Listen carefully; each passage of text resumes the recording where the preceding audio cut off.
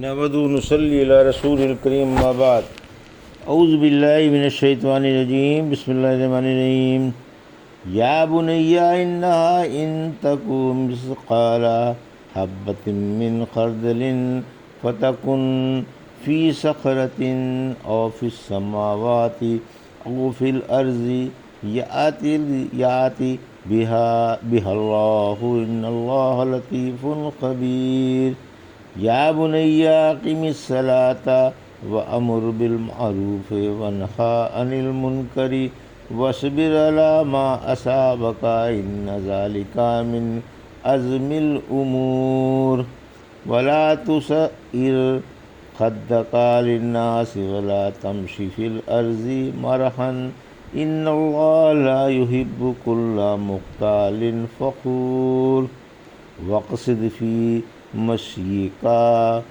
واغضض من صوتک ان انکر الاصوات لصوت الحمیر۔ ابھی آپ نے سورہ لقمان کی آیت 16 سے 19 کی تلاوت سماعت فرمائی۔ ان آیتوں کا ترجمہ اور تفسیر اس طرح ہے: یا بنیہ انہا ان تکو مثقال حبۃ من خردل فتکن فی صخرۃ او فی السماوات او فی الارض یأتی بہا اللہ ان اللہ لطیف خبیر۔ آیت 16: یا بنی اقم الصلاۃ وامر بالمعروف وانہا عن المنکر واصبر علی ما اصابک ان ذلک من عزم الامور۔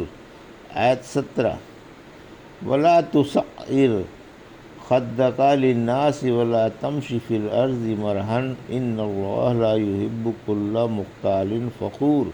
آیت 18: واقصد فی مشیک واغضض من صوتک ان انکر الاصوات لصوت الحمیر۔ آیت 19۔ ترجمہ: پیارے بچے، اگر کوئی چیز رائی برابر ہو، پھر وہ کسی چٹان میں ہو یا آسمان میں یا زمین میں، اسے بھی اللہ یقیناً لے آئے گا۔ یقین مانو اللہ بڑا باریک بین اور خبردار ہے۔ پیارے بچے، نماز قائم رکھنا، اچھے عملوں کی نصیحت کرتے رہنا اور برے عملوں سے رکتے رہنا، اور اس راہ میں تمہیں جو تکلیف پہنچے اسے برداشت کر لینا۔ یقین مانو یہ کام بڑی ہمت کا ہے۔ خبردار، لوگوں کے سامنے اپنا رخسار مت پھیلانا اور زمین پر اکڑ کر نہ چلنا۔ بلا شبہ حق تعالیٰ مغرور و شیخی خور کو پسند نہیں فرماتا، اور اپنی چال درمیانی رکھنا اور آواز پست رکھنا، واقعی بدترین آواز گدھے کی آواز ہے۔ یہ تھا ترجمہ سورہ لقمان کی آیت 16 سے 19 کا تفسیر۔ آیت 16: ظلم رائی بھر بھی برا ہے۔ ظلم راہی بھر بھی برا ہے۔ یہ مفید نصیحتیں ہیں جن کو اللہ نے لقمان حکیم سے نقل فرمایا ہے تاکہ دنیا والے ان پر عمل کریں اور ان پر قائم رہ کر اپنی زندگی سنواریں۔ فرمایا اگرچہ ظلم و تعدی یا گناہ رائی کے دانے کے برابر کیوں نہ ہو، اللہ اسے لے آئے گا، یعنی جب حق تعالیٰ قیامت کے دن انصاف کے لیے ترازو نصب کر فرمائے گا تو اس ظلم اور گناہ کو حاضر کر دے گا اور پورا بدلہ دے گا۔ سورہ انبیاء کی آیت 47 فرمایا ہم قیامت کے دن انصاف کے لیے ترازو نصب فرمائیں گے اور کسی پر ذرا سا بھی ظلم نہیں کیا جائے گا۔ سورہ زلزال کی آیت 7 اور 8 فرمایا پھر جو رائی بھر نیکی کرے گا وہ اسے دیکھ لے گا، اور جو رائی بھر بدی کرے گا وہ بھی اسے دیکھ لے گا، اگرچہ وہ ذرہ کسی ٹھوس چٹان کے اندر بند محفوظ ہو یا زمین کے یا آسمان کے کنارے میں غائب و پوشیدہ ہو، اللہ اس کو لے آئے گا، کیونکہ اس سے کوئی چیز چھپی ہوئی نہیں۔ آسمان و زمین کا ایک ایک ذرہ اس کے سامنے ہے۔ اسی وجہ سے فرمایا کہ اللہ تعالیٰ باریک علم والا ہے۔ لطیف و دقیق اور آنکھوں سے نظر نہ آنے والی چیزیں بھی اس سے پوشیدہ نہیں۔ وہ تو شب تاریک میں ایک چیونٹی کی چال کو بھی جانتا ہے۔ اگر باریک سے باریک ذرہ بھی چٹان کے اندر ہو، اللہ اپنے علم کی لطافت سے اسے بھی ظاہر فرما دے گا۔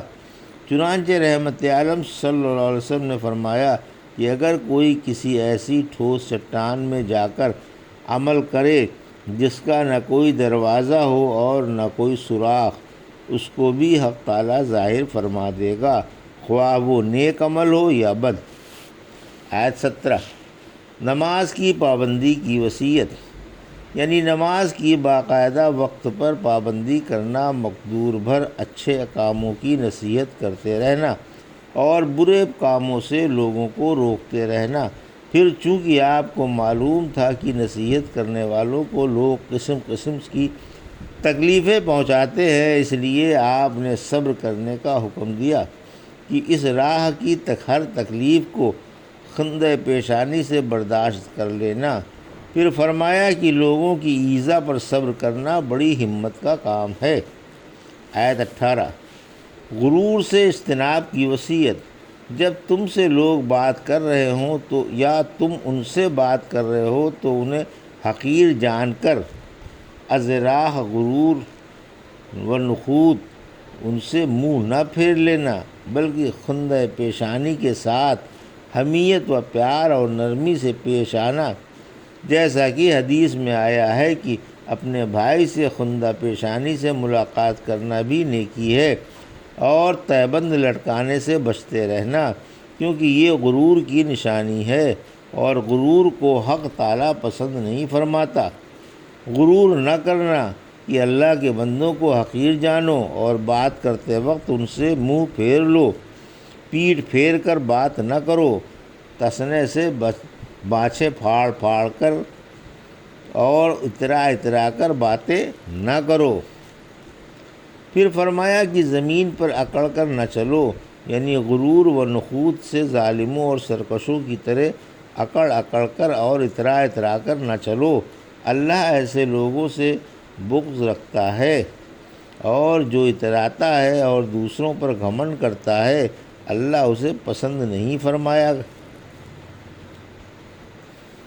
سورہ اسراء کی آیت 37 میں فرمایا زمین پر اترا اترا کر نہ چل، کیونکہ نہ تو زمین پھاڑ سکتا ہے اور نہ پہاڑ جیسا بلند ہو سکتا ہے۔ ثابت بن قیس رضی اللہ عنہ فرماتے ہیں رحمت عالم صلی اللہ علیہ وسلم کے سامنے غرور کا ذکر چھڑ گیا، آپ نے اس کی سخت مذمت کی اور فرمایا اللہ کسی غرور و گھمنڈ کرنے والے کو پسند نہیں فرماتا۔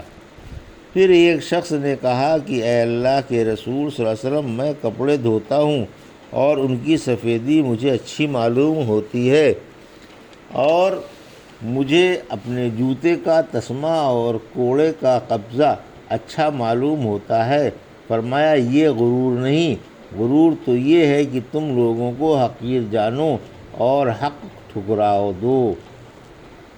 درمیانی چال، آیت 19، یعنی درمیانی چال چلو، نہ تو بالکل آہستہ ہی چلو اور نہ بھاگ کر بات میں مبالغہ نہ کرو، اور بلا ضرورت بلند آواز سے بات نہ کرو۔ جو شخص بلا فائدہ چیختا چلاتا ہے وہ گدھا ہے، گدھا ہی چیختا چلاتا ہے اور اس کی آواز بھی بری ہوتی ہے۔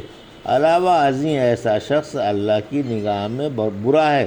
یہ تشبیہ سفیل کی حرمت اور انتہائی مذمت پر دلالت کرتی ہے۔ رحمت عالم صلی اللہ علیہ وسلم نے فرمایا ہم بری مثال کے لائق نہیں۔ جو شخص کسی کو کچھ بطور ہبہ کے دے کر لوٹا لیتا ہے اس کی مثال ایسی ہے جیسے کتا قے کر کے چاٹ لیتا ہے۔ لقمان کے چند نصائح۔ لقمان حکیم کی مذکورہ بالا وصیتیں بڑی مفید ہیں۔ قرآن حکیم کے قصوں میں آپ کا قصہ بھی میں آپ کی وصیتوں کے بیان فرمایا گیا ہے۔ آپ سے اور بھی بہت سی نصیحتیں منقول ہیں، جن میں سے کچھ بطور نمونے کے ہم درج کرتے ہیں۔ رحمت عالم صلی اللہ علیہ وسلم نے فرمایا کہ لقمان حکیم کہا کرتے تھے کہ جب حق تعالیٰ کو کوئی چیز سونپ دی جائے تو تو وہ اس کی حفاظت کرتا ہے۔ لقمان حکیم نے اپنے بیٹے سے بطور نصیحت کے کہا کہ پیارے بچے، تصنع سے بچتے رہنا، کیونکہ یہ رات میں خطرے والی چیز ہے اور دن میں قابل مذمت۔ عاجزی، فروتنی اور تواضع کا بیان۔ لقمان حکیم نے عاجزی کی اپنے بچے کو نصیحت کی تھی۔ ابن ابی دنیا نے اس موضوع پر ایک مستقل کتاب لکھی ہے۔ اس کتاب میں سے چند اہم باتیں ہم بیان کرتے ہیں۔ رحمت عالم صلی اللہ علیہ وسلم نے فرمایا، بہت سے پراگندہ بالوں والے اور 2 کپڑوں والے جن کو لوگوں کے دروازوں سے دھکے دیے جاتے ہیں، جب کوئی قسم کھا بیٹھتے ہیں تو اللہ ان کی قسم ضرور پوری کر دیتا ہے۔ ان میں سے ایک برا بن مالک بھی ہیں۔ فرمایا، مبارک ہے وہ پارسا خاک نشین جو موجودگی کے وقت قابل توجہ نہیں ہوتے اور غیر موجودگی میں ان کی تلاش نہیں کی جاتی۔ یہی لوگ چراغ ہیں اور ہر عظیم فتنے سے پاک و بری ہیں۔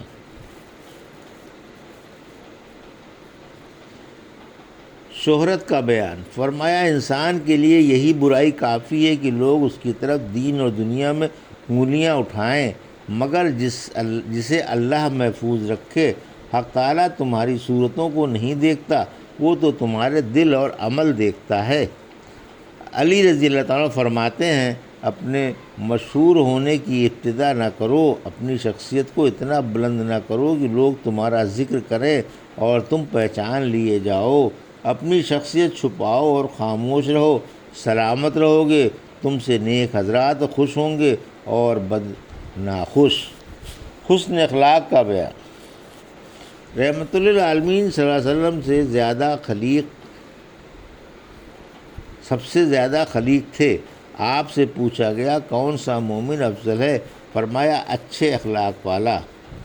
انسان تھوڑی سی عبادت کے ساتھ اچھے اخلاق کی وجہ سے آخرت کے اعلیٰ درجے اور بلند منزلیں پا لیتا ہے، اور عبادت کے باوجود بد اخلاقی سے جہنم کے گڑھے میں جا پڑتا ہے۔ حسن اخلاق دنیا اور آخرت کی خیر و برکتوں کا ذریعہ ہے۔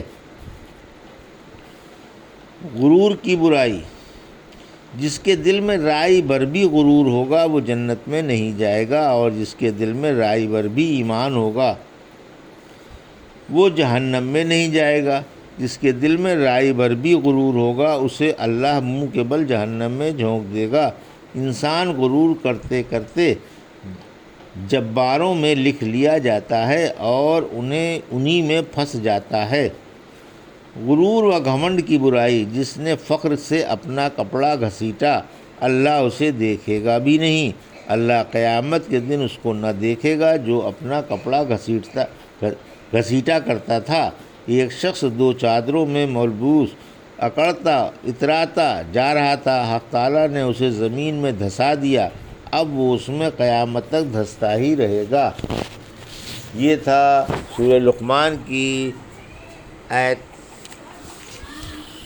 16 سے 19 کا ترجمہ اور تفسیر جو بھی آپ نے سماعت فرمائی۔ بارک اللہ لی و لکم فی القرآن الحکیم و نفعنی وایاکم بآیات الذکر الحکیم۔